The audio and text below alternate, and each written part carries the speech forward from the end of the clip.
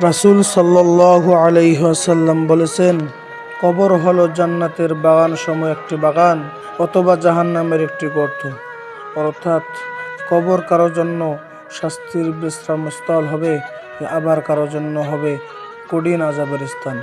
প্রিয় ভাই ও বোনেরা, আমরা কেমন জীবন কাটাচ্ছি সেটা নির্ধারণ করবে আমাদের কবর কেমন হবে। পৃথিবীতে আমরা অনেক ঘর বানাই, সাজাই, কিন্তু স্থায়ী ঘরের কথা কয়জন ভাবি? কবরের প্রথম রাতটাই হবে সবচেয়ে কঠিন রাত। সেই রাতে কেউ উপাসে থাকবে না, শুধু থাকবে আমাদের নামাজ, রোজা, সদকা ও নেক আমল।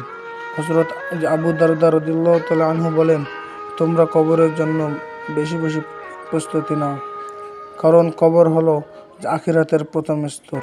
যে সেখানে রক্ষা পাবে তার জন্য পরবর্তী ধাপগুলো সহজ হবে। কবরের মধ্যে আমাদের দেহ থাকবে একাকী। নবীজি সাল্লাল্লাহু আলাইহি ওয়াসাল্লাম বলেন, তোমরা কবরকে অধিক পরিমাণে স্মরণ করো, কেননা তা তোমাদের মনকে নম্র করবে এবং পাপ থেকে দূরে রাখবে। আজ আমরা যদি নামাজকে ঠিক করি, কোরআনের সাথে সম্পর্ক গড়ে তুলি, মানুষকে ভালোবাসি, গীবত থেকে বেঁচে থাকি, তাহলে ইনশাআল্লাহ আমাদের কবর হবে প্রশান্তির এক জায়গা।